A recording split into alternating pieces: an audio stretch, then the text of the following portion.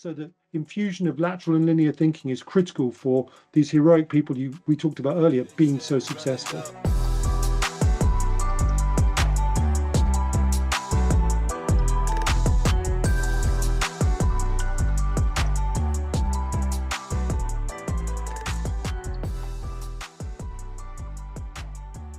Well, first of all, I should just talk about where it came from, because then you can see how it applies. And it was really the genesis of thought after 9/11, when I asked myself a very simple question. Was that an accident, or was it actually a failure of the American immune system that portend of the beginning of its decline? And I didn't know how to answer that initially, because a lot of my work in markets is based on price-based models, and there's just not enough price information to look at 500 years of Western history in a continuum of markets. So I decided to take the basic psychology of how systems rise and fall, and I created this 5-stage psychology model, and I use wars as the clocks of empire. And so what I found was it became a fractal for human self-organization. It was about how systems expanded, self-organized, manifested the right leadership. They all wanted to expand whatever philosophy they had, and they basically went out and fought with their neighbors. If they had the right USPs, they won. They had lots of right-brained and lateral people driving the process. They then became a monopoly and paid back all their debt. And then they started to have a power shift between the more lateral thinkers and the more conventional, institutionalized people that built institutions of empire. And gradually they filtered out all their adapters, and then they became less adaptable, less productive. And then along came another system and knocked them off their perch. Now, the other side of that fractal is our lives. So let's go the other way, the individual. We're born, we're fairly helpless. We have no knowledge and no energy as a baby. And then as a young person, you have lots of energy and no knowledge. So what you do is you copy and assimilate, and you essentially look at the world around you. You then have a little civil war against your parents to check whether or not their values are adapted to the world, and you break out and become separate. And then once you do that, you're ready for the expansionary phase, which is taking risks, like establishing yourself, trying things, pushing. They include what you do at work. They include your partner choices. They include the rise of your family. And you reach a stage, hopefully, when you get to maturity where you're established, those functions are established and sustainable. You become much more tolerant, funny enough, at that phase of your life, because you're no longer elbowing the world out of the way to get to where you want to go. And then slowly you think you've established, and people look at you, you are established in whichever field you want to be. And then slowly you stop adapting, and that's when you start to fall off a cliff and death awaits you. So there's the other fractal. And now I look at a business in between, is exactly the same. You have a group of people, they probably start it, they're adaptive, they're lateral, they do amazing things to start off. They get bigger and bigger. If you take Apple, then they have a battle between, the lateralizing agents that build things and the institutionalizing agents that want to maintain it and take something and manage it because they couldn't create it, but they could think they can do that. So the power struggles. Often the lateral people are rejected at that stage. Then the danger is they stop adapting and have to bring lateral people back, or they collapse. So it's entirely a fractal in the middle of empires, nations, and individuals, and it applies like that.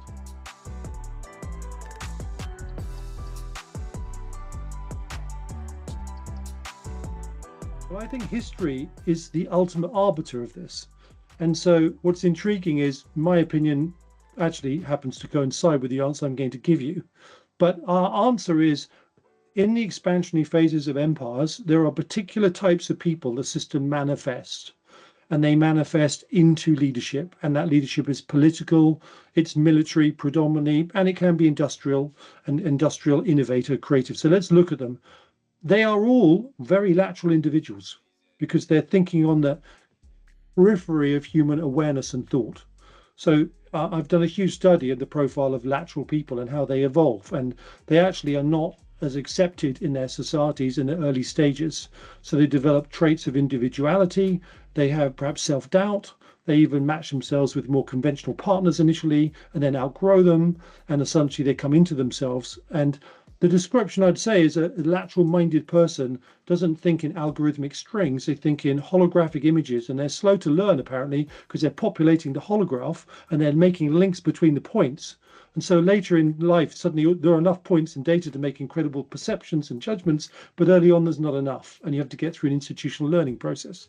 So they tend to be of that ilk, and so I would say lateral, but they've also got other qualities.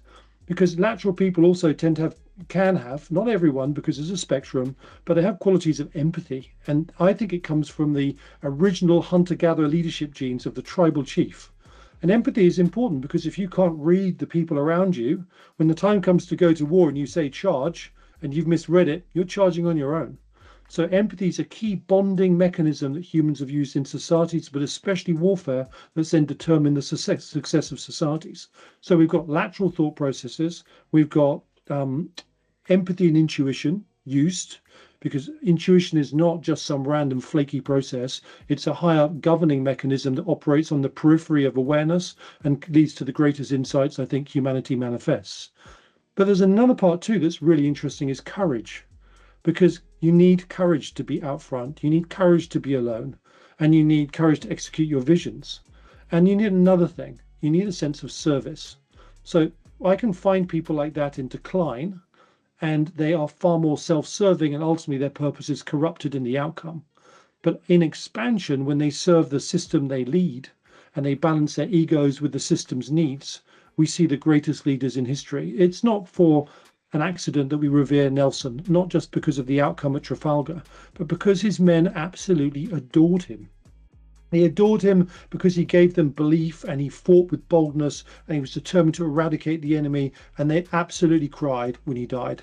There's stories of these sailors after Trafalgar crying at the death of their admiral, and they were an amazing, I would say the Royal Navy was a generational fighting machine without peer, because it was lateralized over 5 generations of sea fighting. So this is an exceptional case. Wellington was another one. He may have been a miserable aristocratic man, but his men loved him because he gave them victory and was judicious with their lives, and he never lost a battle. So there are two great characters. Marlborough is another man that basically was great. He had political vision and military vision, and he was rewarded with Blenheim Palace by the victory. And the victory wasn't the end of the British Empire's curve, it was the beginning. It was the fact that we could do it in the continent again, and we were powerful. So these are our great characters that we remember in the military context, but there are also people with great humility and leaders. And we think of Gandhi as a man that basically expressed the greatest parts of humanity. And I think he would probably have similar hallmarks, manifest in a different way, in different medium, but exactly the same. But probably one of my favorite is Churchill. And I think Churchill does deserve the man that basically saved the Western world, because if Britain had been saved, Europe would have fallen under the Nazi thumb, and it could have been very different, indeed, even for America. And what I love about him is all sorts of qualities. A very lateral man. You can tell that by his early rebellion and dynamics. He was obviously born of the upper classes of power, so he was walking those corridors, but he thought differently about things, which is typically lateral. And he was also really courageous. So when the Dardanelles disaster in Gallipoli failed, and I would argue it wasn't really his fault, it was the admirals and the generals on site that failed, not his strategy to basically outflank the Turks was brilliant. He took the blame, and any other politician would say, I'm going home. And what did he do? He said, I'm going to the front. I want a battalion to command, or he thought a brigade. And he spent nearly 6 months in the front line taking inordinate risks. 32 times he walked into no man's land and came out. His men loved him, and his courage was legendary. Now, there's a man with personal courage, a person with great vision. And when it came to the Second World War, he'd obviously been a part of the first. So it was a rerun, and he had strategic vision. He'd studied the wars of Marlborough and understood the French dynamic.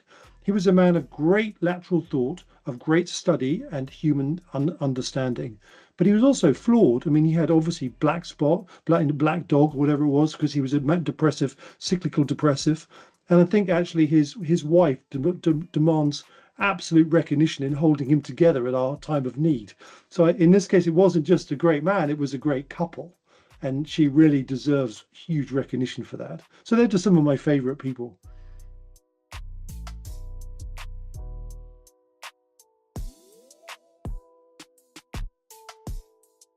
Well, let's go back to the fundamental theory that I've generated around what I would call the bifurcation of humanity. So first of all, it's clinically recognized that women have better hemispherical connections in their brain than men. So the good old adage of a man can do one thing and a woman can multitask has a real root in that connection between hemispheres. And in fact, there's an interesting statistic that there are far more left-handed males than there are left-handed women, probably because that adaptation is already embedded in female kind. Now, when it comes to men, though, we are split. And if you are a right-brained lateral male, in effect, because you're cross-lateralized, you're left-handed and you're left-eyed. You're probably dyslexic, because 66% of all laterals are dyslexic. And you have this very similar qualities as a woman, hemispherical connection, a combination of male and female attributes, female intuition at times if you use it, which is another hallmark of it. And more importantly, the way you organize data is in this three-dimensional holographic construct. Whether you agree with it or not, when you think about it as a lateral person, that's what you're doing. And the older you get, the more you realize it. The great thing about like three-dimensional lattices is you change one piece of information and the whole structure changes. And that's what makes, in effect, lateralized thinking adaptive, because it's constantly able to evolve and adapt quickly. So the type of person fits into the hero mold we talk about, and usually very isolated, separate, unrecognized early on, so thoroughly individualistic. And the problem is mostly they're lone wolves, and getting them to work together in socialized context doesn't happen in peacetime, but in war. Special forces organizations are full of them. Any organization that's doing something against the odds will be full of them. And all the startups we see in the technology field will contain the same lateral thought processes. Now, the linear processes are slightly different. Now, lateral thought processes, I would argue, come from our hunter-gatherer genes. And they were, because if you look at hunter-gathering, it's adaptive every single day of their lives. There was nothing regular or rhythmic about the process. Whereas the linear process came from the point of agrarian, when our populations expanded by consistently becoming regular and systematic. So I would say 70% of our population in most modern societies are linear, and they are involved in things like agrarianism with regularity. They can iterate and they can change by iteration, but they can't make quantum jumps. That's the division of lateral thinking. And so actually the two are very symbiotic when they understand each other and they stop saying, you're not the same as me, I don't like you, you're different, you're dangerous. When you sit back and think, one is designed for one thing and one is designed for the other. So if you're, like, for example, building a strategic model that you want to outthink your enemy and you put a linear thinker in there, don't expect any success. You want a lateral thinker, ideally who also has linear skills, which is why Margaret Thatcher was such a phenomenal leader, because she was lateral and she had the linear discipline of chemistry, which meant that she could actually implement her lateralized processes. The opposite is Boris Johnson, who's so lateral and doesn't have a linear jot of thought and therefore couldn't execute anything, was reliant on Dominic Cummings, who just strong-armed him out of the show. So real leaders actually have exactly the same qualities. They have lateral big picture thinking, and they have the homing in and discipline to be linear and, for example, remove issues. And one really interesting example is, and we should come on to this because it's really critical, it is essentially we live in a world that has a few problems, as you're all aware. And I highlighted those problems 20 years ago after my thesis of the 5 stages of empire, and predicted that America was the last of the Western Christian empires, and America had moved into its 5th stage of decline, and we would see China rise up and there would be a hegemonic conflict called World War III. And I predicted it 20 years ago and said it would start in 2022, which was the beginning of the Russian invasion. So it's scarily on track. What is really not fully understood is what's happened to us in the West. Collectively in the West, we became less productive. And I use the word anti-entropic because I'm a scientist and I think of us as being compressed by an entropic world, and humans create anti-entropy to create the bubbles in which we live. So we became less productive, less anti-entropic. And so some clever person said, well, if you just double the leverage in this business, it was earning 4% a year and we can double it. And now the 2% goes to 4%, it'll look okay. So that's the first bit of money printing. And that person didn't adapt and they stayed being linear. And then it went to 1%, so they just doubled it again. And then went to 0.5% and they doubled it again. And 20 years later, the whole of the American system and a lot of the European system is financialized with very little real productivity and anti-entropy and an awful lot of leverage. Now that has dangers in terms of financial collapse, but more importantly, it's socially changed the pattern. It means that the linear thinkers who rose to the top because they have better political and social skills are unable to essentially create the adaptation, and they're not exposed because it looks like everything's okay. Meanwhile, the lateral people who would say, excuse me, you've got a real problem there. You're sitting on a landmine. It's going to blow up and we need to fix it. And he says, no, don't want to listen. You're fired. And now he's left out in the field like sitting, what do I do? Because I'm basically the sheepdog that's meant to be barking, we're in trouble, but I've been ostracized. And what I noticed an awful lot about, and there's an awful lot of them out there, the characters who are in effect the exiles, the lateral exiles, is many of them go down a lot of rabbit holes because they become paranoid. And that's when they need linear skills to say, actually, that rabbit hole doesn't make sense. Not going down that one, but that one makes sense. That one makes sense. So the infusion of lateral and linear thinking is critical for these heroic people we talked about earlier being so successful. And that's what I look for in great leadership, or to encourage great leadership through systems. And when I engage in companies, for example, I encourage them to map their constructs to understand who is in which position. And I had a great experience with a large military formation where I explained this concept and they actually self-organized. So much so that weeks later they were walking down the hall saying, you're the lateral one, you do that. You're the linear one, you do that. And the sense of competition between the two different mindsets had disappeared. And they became an amazing formation.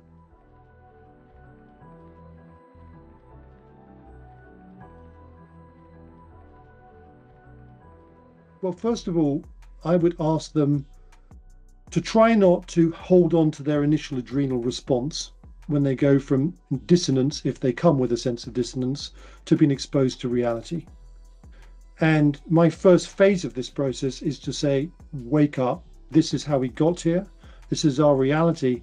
But my real message is once we do that, we can start adapting. We can start finding better ways. We can re-dynamize our country. We can face it towards the threats we face, and we can do it coherently and together. And in that mindset, we have the best chance of success and survival.